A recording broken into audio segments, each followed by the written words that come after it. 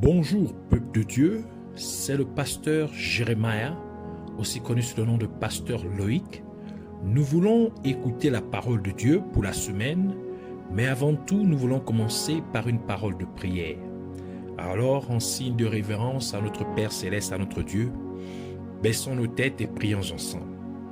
Père éternel, Dieu Tout-Puissant, Roi des rois, Seigneur des seigneurs, Dieu amour, Dieu fidèle, Saint des saints, béni sois-tu. Merci pour cette nouvelle opportunité que tu nous accordes de pouvoir nous recueillir en ta présence. Merci pour tout ce que tu as prévu pour nous durant ces moments. Nous venons encore nous abandonner entièrement en tes mains, corps, âme et esprit, pensée, cœur, implorant aussi ta miséricorde, ta compassion, ton pardon pour tout ce que nous avons pu penser, dit et fait qui ne t'a pas honoré et glorifié, pour toutes nos mauvaises attitudes, nos mauvaises intentions.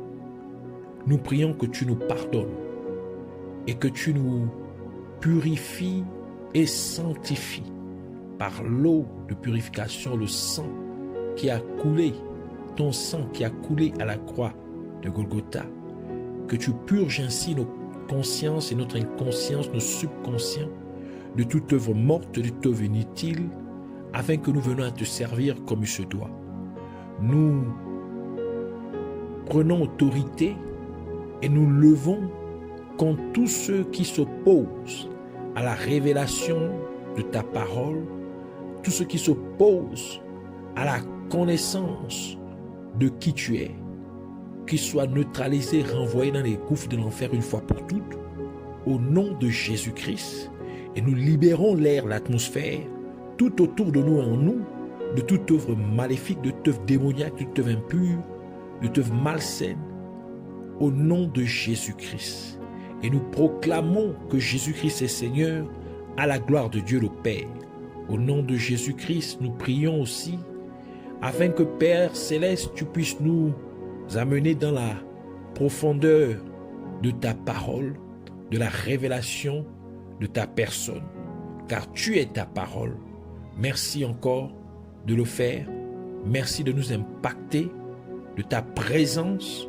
Au nom de Jésus-Christ, nous avons ainsi prié. Amen. Alors, pour cette semaine, le Seigneur voudrait que nous puissions prendre les Saintes Écritures dans le livre de Matthieu chapitre 5 verset 13. Alors nous lisons la parole de Dieu dans le livre de Matthieu chapitre 5 verset 13 au nom de Jésus-Christ. Vous êtes le sel de la terre. Mais si le sel perd sa saveur, avec quoi la lui rendra-t-on? Il ne sert plus qu'à être jeté dehors et foulé aux pieds par les hommes. Que le Seigneur bénisse sa parole, qu'elle vienne pleine de profondeur, de vie, de révélation, de faveur et de percée au nom de Jésus-Christ. Amen. Alors, le Seigneur voudrait nous entretenir pour cette semaine sur le sel de la terre. Le titre de notre enseignement pour la semaine est le sel de la terre. Jésus-Christ parla à ses disciples et il leur dit: vous êtes le sel de la terre. Et cette affirmation de Jésus-Christ est chargée de sens plus profond. Par conséquent, nous devons creuser plus en profondeur afin d'avoir une bonne compréhension de ce que Jésus-Christ voulait dire. Et pour cela, il faut d'abord décrypter deux événements qui ont eu lieu à Jéricho. Nous allons lire ainsi Josué chapitre 6 verset 26 qui dit: Ce fut alors que Josué jura en disant: maudit soit devant l'Éternel l'homme qui se lèvera pour rebâtir cette ville de Jéricho. Il en jettera les fondements au prix de son premier-né, et il en posera les portes au prix de son plus jeune fils. Dans cette première instance, Josué maudit la ville de Jéricho.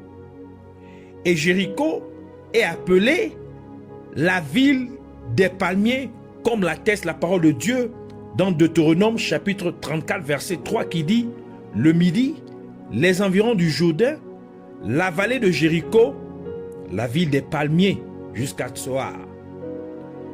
2 Chroniques chapitre 28 verset 15 atteste aussi cela.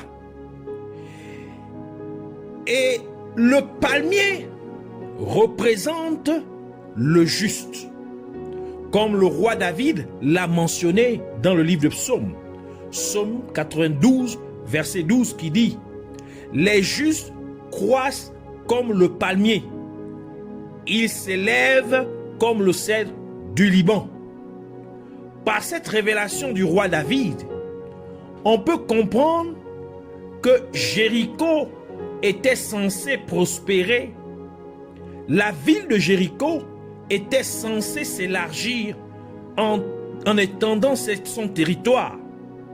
Cependant, la ville de Jéricho était une ville clôturée, barricadée. Ce qui veut dire que la ville de Jéricho ne pouvait pas se développer, elle ne pouvait pas s'étendre. Et c'est la raison pour laquelle, après que le peuple d'Israël ait vaincu Jéricho, Josué a fini par maudire la ville de Jéricho. Et par cela, Dieu nous révèle que la ville de Jéricho, qui fut maudite par Josué, représente ces chrétiens qui ne grandissent pas spirituellement. Jéricho représente ces chrétiens qui ne prospèrent pas ou ne mûrissent pas spirituellement, alors qu'ils étaient censés ou qui sont censés croître spirituellement, s'étendre spirituellement. En conséquence, ils finissent par être maudits. Et le nom Josué est la forme condensée du nom de notre Seigneur Jésus, Jéhoshua ou Yehoshua. C'est pour confirmer que si vous jouez avec votre vie chrétienne en menant une vie impie, une vie indigne de Dieu, une vie qui vous empêcherait de grandir ou de prospérer spirituellement, le Seigneur Jésus-Christ lui-même finira par vous maudire. En d'autres termes, Dieu vous maudira. Le deuxième événement qui s'est produit dans la ville de Jéricho et qui nous permettra de comprendre le premier sens d'être le sel de la terre est relaté dans le livre de 2 Rois.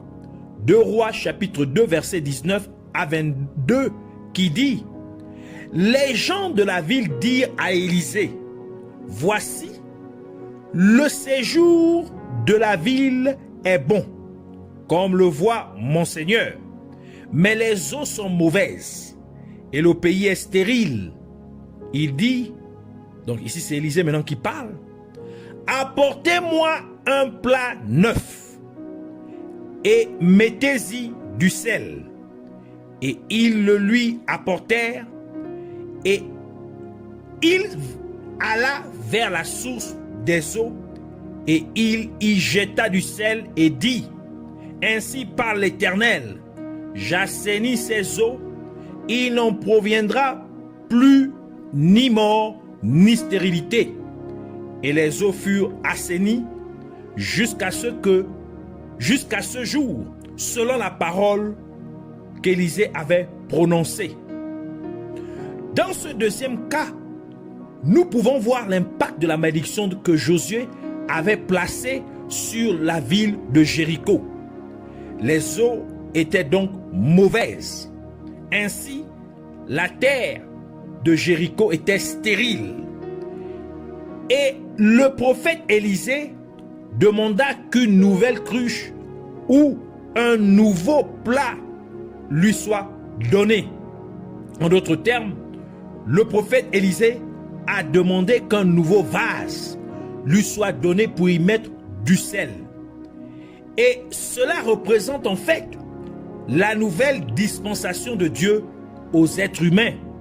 Car par cet acte d'Élisée, Dieu nous dit qu'à moins que nous ne devenions une nouvelle créature en étant en Jésus-Christ, nous ne pouvons pas être le sel de la terre. Car la nouvelle dispensation ne peut pas être mise dans de vieux vases tels que Jésus-Christ l'a mentionné dans Matthieu chapitre 9 verset 17 qui dit: on ne met pas non plus du vin nouveau dans de vieilles outres, autrement les outres se rompent, le vin se répand et les outres sont perdues. Mais on met le vin nouveau dans des outres neuves, et le vin et les outres se conservent. Par cela, Jésus-Christ implique que vous ne pouvez pas recevoir la nouvelle dispensation de Dieu si votre ancienne nature prévaut encore. Le Saint-Esprit ne peut pas venir habiter en vous à moins que vous n'ayez renoncé à votre mode de vie de pécheur. Ainsi, lorsque le prophète Élisée demanda un nouveau vase et exigea qu'on y mette du sel, il prophétisa en fait pour dire que ceux qui deviendraient une nouvelle créature en ayant accepté sincèrement Jésus-Christ comme leur sauveur et Seigneur, ceux-là sont bel et bien le sel de la terre. D'où le livre de 2 Corinthiens chapitre 5 verset 17 nous dit: si quelqu'un est en Christ, il est une nouvelle créature. Les choses anciennes sont passées. Voici, toutes choses sont devenues nouvelles. Et Jésus-Christ ajouta dans Jean chapitre 3 verset 3 pour dire: en vérité, je vous le dis, si un homme ne naît de nouveau, il ne peut voir le royaume de Dieu. Par conséquent, si vous êtes né de nouveau, vous êtes donc le sel de la terre. Si vous êtes en Jésus-Christ, vous êtes le sel de la terre. Et le prophète Élisée utilisa le sel dans un vase neuf pour briser la malédiction qui était sur la ville de Jéricho. Et par cela, nous comprenons donc la première raison pour laquelle Jésus-Christ a dit à ses disciples: vous êtes le sel de la terre.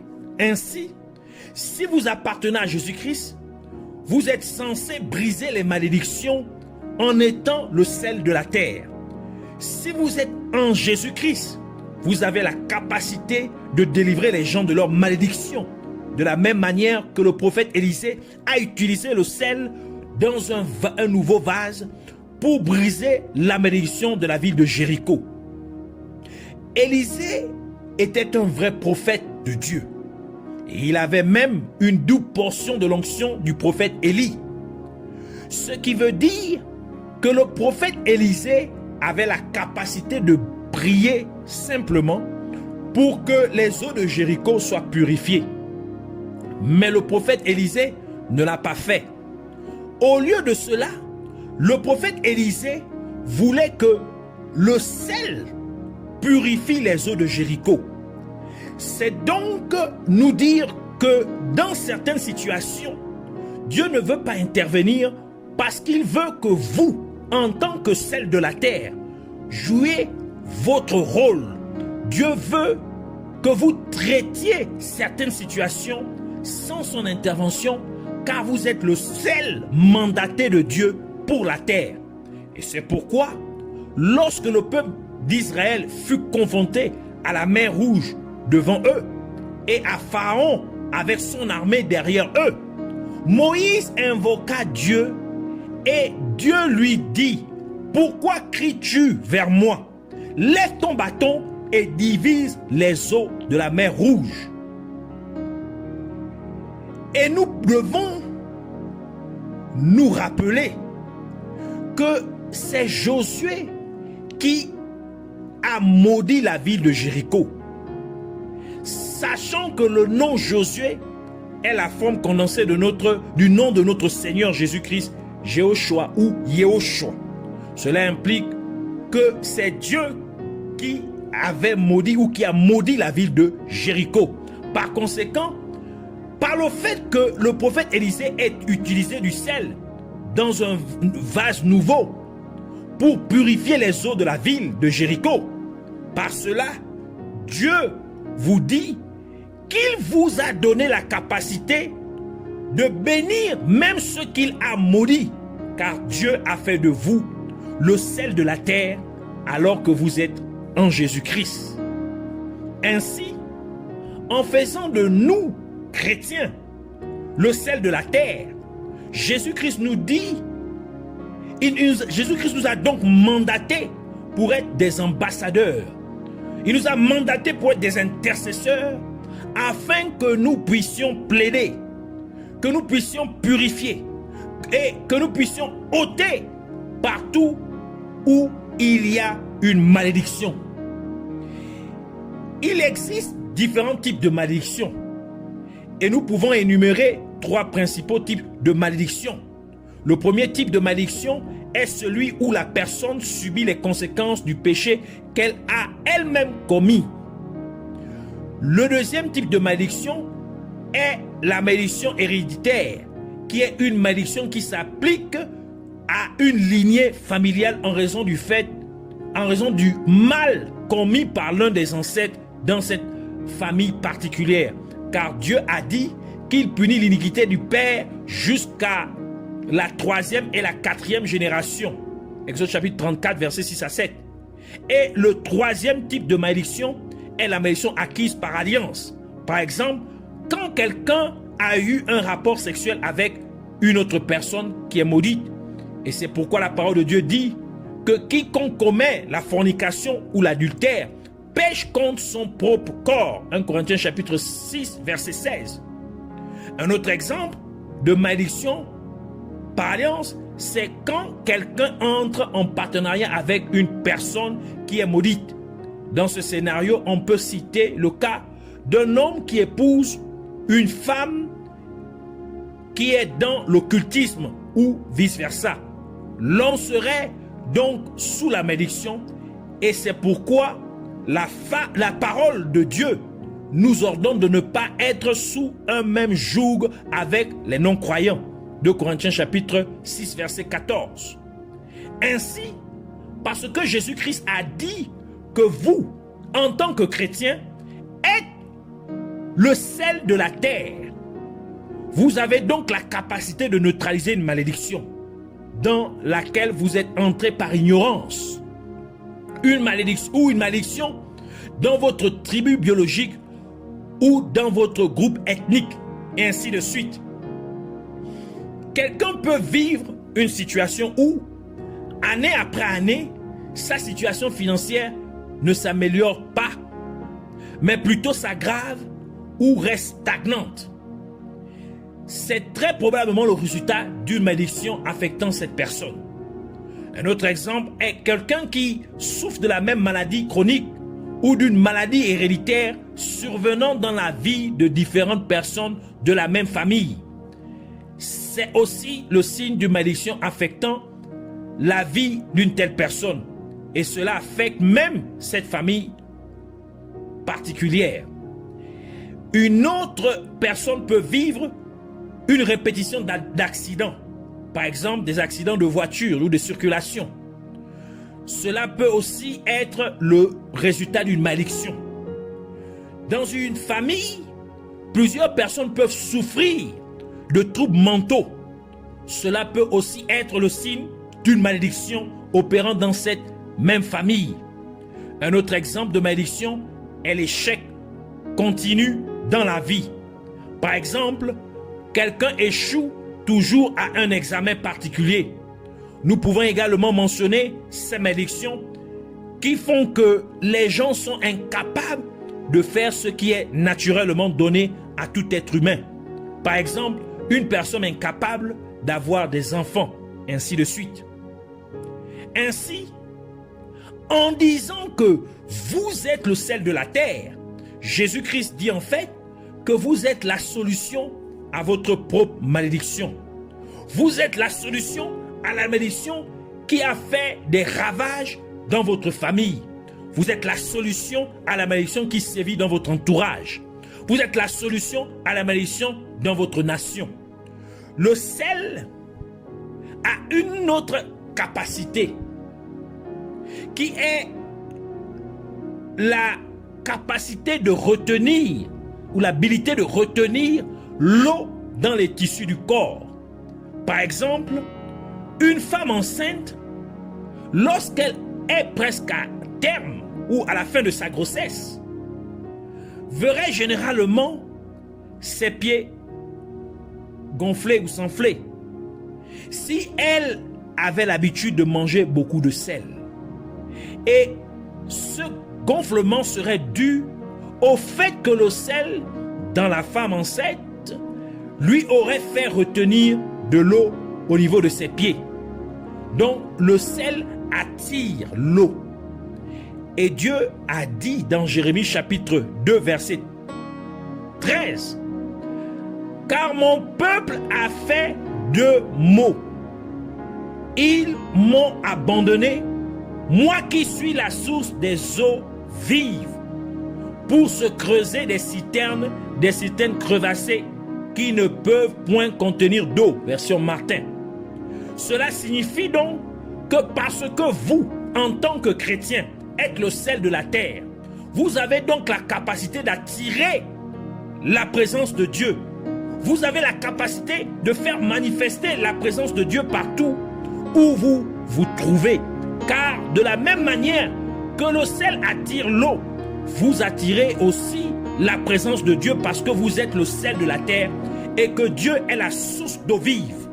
Et c'est pourquoi Jésus-Christ a dit dans Jean chapitre 7 verset 38, « Celui qui croit en moi, des eaux d'eau vive couleront de son sein, comme dit l'Écriture. » Et c'est aussi pour cette raison que Jésus-Christ a ajouté dans Matthieu chapitre 18 verset 20, « Car là où deux ou trois sont assemblés en mon nom, je suis au milieu d'eux. » En d'autres termes, parce que vous êtes appelés chrétiens en ayant sincèrement accepté Jésus-Christ comme votre sauveur et Seigneur, et parce que vous êtes le sel de la terre, et puisque le sel attire l'eau, ainsi comme les chrétiens sont rassemblés, ils attirent aussi la présence de Dieu, car Dieu est la source d'eau vive. Et c'est la raison pour laquelle l'Esprit de Dieu se déplaçait sur la face des eaux au commencement, comme le dit Genèse chapitre 1 verset 2 qui dit « La terre était informe et vide, il y avait des ténèbres sur la surface de l'abîme, et l'Esprit de Dieu se mouvait au-dessus des eaux. » C'est ici la deuxième signification du fait que Jésus-Christ ait dit « Vous êtes le sel de la terre ». Donc la deuxième signification du rôle du sel de la terre que vous êtes censé jouer. C'est-à-dire, vous êtes censé attirer la présence de Dieu là où vous vous trouvez. Le sel est également souvent utilisé pour assaisonner les aliments afin qu'ils aient bon goût. Et ceci c'est pour prophétiser que parce que vous, en tant que chrétien, êtes le sel de la terre ne pourrait donc rien faire de bien ou de bon sans vous. Votre famille biologique ne pourrait rien faire de bon sans vous. L'entreprise qui vous licencie ne pourrait rien faire de bon sans vous.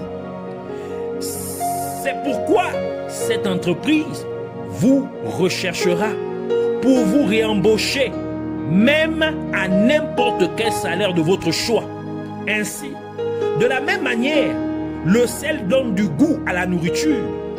Donc vous donnez aussi du goût à cet endroit particulier, à cette compagnie particulière, à ces quartiers particuliers, à cette ville particulière, à ce pays particulier.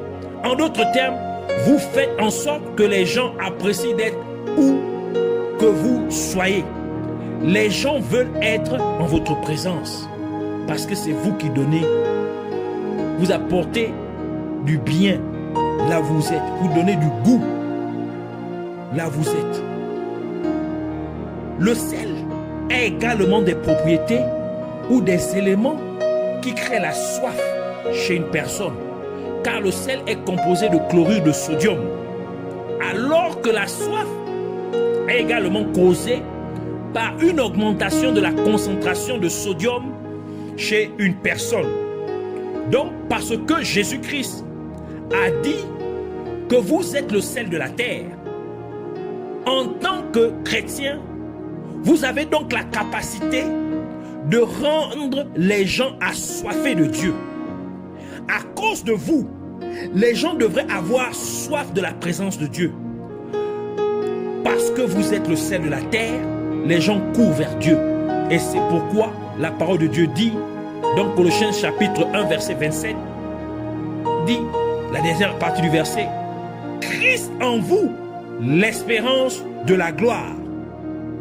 C'est ici le mystère de ce que Jésus-Christ voulait dire, implique lorsqu'il dit que vous êtes le sel de la terre. Donc, vous avez la capacité de briser les malédictions.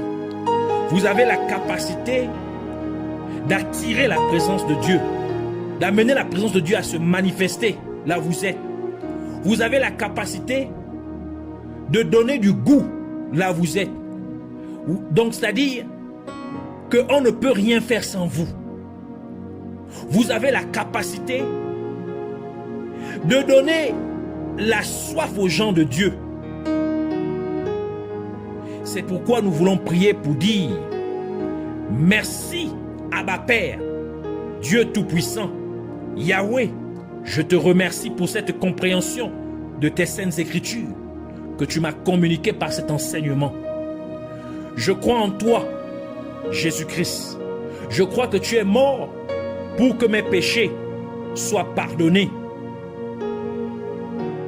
et que tu es ressuscité des morts pour que je puisse être justifié devant Dieu le Père. Je t'accepte donc, Jésus-Christ, comme mon Sauveur et Seigneur. Et je te prie de me pardonner tout péché que j'ai commis consciemment ou inconsciemment au nom de Jésus-Christ. Et je te prie de faire de moi une nouvelle créature par ton Saint-Esprit, car ta parole dit que si quelqu'un est en Christ, il est une nouvelle créature. Les choses anciennes sont passées et voici, toute chose est devenue nouvelle. Par conséquent, qu'il en soit ainsi dans ma vie, alors que j'abandonne complètement ma vie en tes mains, Seigneur Jésus-Christ. Et maintenant que je suis une nouvelle créature en Christ, tu as dit que je suis le sel de la terre. Ainsi, de la même manière que le sel fut mis dans un nouveau récipient ou un nouveau vase pour guérir les eaux de Jéricho, afin que la malédiction sur la ville de Jéricho soit brisée. Je prie que, comme je suis le sel de la terre, que toute malédiction sur ma vie soit également brisée au nom de Jésus-Christ. Je déclare que parce que je suis le sel de la terre, que toute malédiction générationnelle dans ma famille est maintenant brisée au nom de Jésus-Christ. Et encore, parce que je suis le sel de la terre, je décrète donc que toute malédiction dans ma tribu ou dans mon groupe ethnique est maintenant brisée au nom de Jésus-Christ. Père Céleste, parce que tu as dit que je suis le sel de la terre, je proclame ainsi que toute malédiction causant des maladies chroniques dans ma vie et dans ma famille est maintenant brisée au nom de Jésus-Christ. Parce que je suis le sel de la terre, je proclame donc que toute malédiction causant toute forme de mort dans ma famille et dans ma vie est maintenant brisée au nom de Jésus-Christ. Parce que je suis le sel de la terre, je décrète donc que toute malédiction causant toute forme de stérilité dans ma famille et dans ma vie est maintenant brisée au nom de Jésus-Christ. Parce que je suis le sel de la terre, je déclare que toute malédiction provoquant toute forme de stagnation dans ma vie et dans ma famille est maintenant brisée au nom de Jésus-Christ. Parce que je suis le sel de la terre, je décrète que toute malédiction causant toute forme d'incident ou d'accident répétitif dans ma famille et dans ma vie est maintenant brisée au nom de Jésus-Christ. Parce que je suis le sel de la terre, je proclame donc que toute malédiction causant toute forme de maladie mentale dans ma famille et dans ma vie est maintenant brisée au nom de Jésus-Christ. Parce que je suis le sel de la terre, je déclare donc que toute malédiction qui est venue sur ma vie et sur ma famille en raison de mon ignorance et de l'ignorance de ma famille est maintenant brisée au nom de Jésus-Christ. Père Céleste, tu as dit, quand Adam et Ève ont péché contre toi, que le sol était maudit et que le sol produirait des épines et des ronces aux êtres humains et que les êtres humains mangeraient à la sueur de leur front.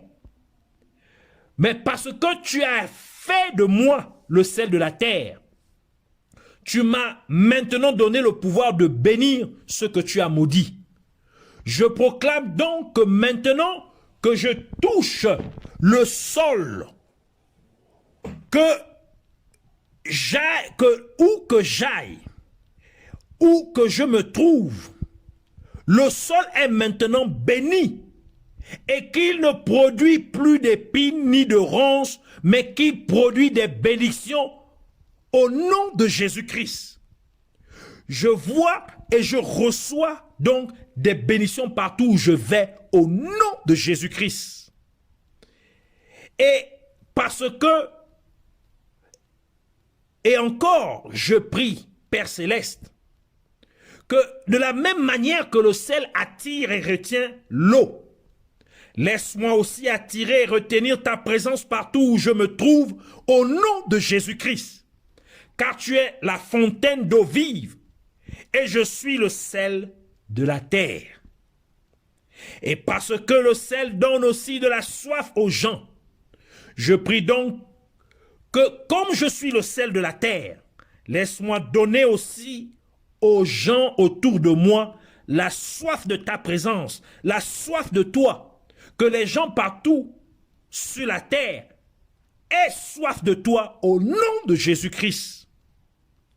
Je te remercie donc, Sauveur Tout-Puissant, Roi de grâce, Yahvé.